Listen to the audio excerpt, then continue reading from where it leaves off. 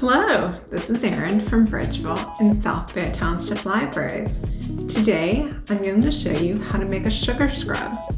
Let's see what we'll need for this activity.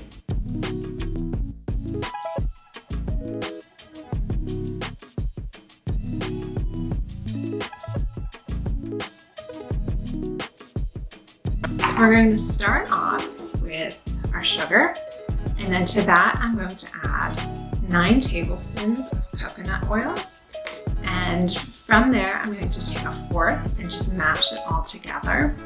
And I want to take my time and have the coconut oil be really well combined with the sugar, so it is going to take a few minutes to have that happen, and I want to make sure that they're really nice and mixed in before I move on to the next step.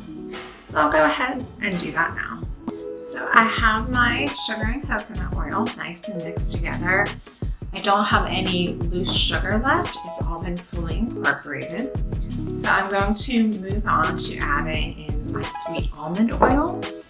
And I'm going to add 6 teaspoons, which sounds like a lot, but I have a lot here in my bowl, so it should become fully absorbed. So I'll do that, and then my next step will be adding some color to my mixture. So I'll be back when it's time to do that. Our next step is to add a bit of color to our mixture. And if you want, at this point, you can add some essential oils to give it a nice smell.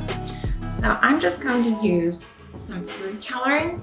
And because that's what I'm using, you only want to use 1 or 2 drops, because any more and you run the risk of actually having the color rub off on your skin.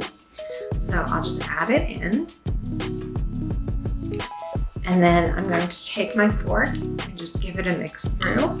So you can see in this one, I did purple, and I gave it a good mix because you want to make sure you don't miss any lumps and have bits of white coconut oil in your mixture. So give it a good stir.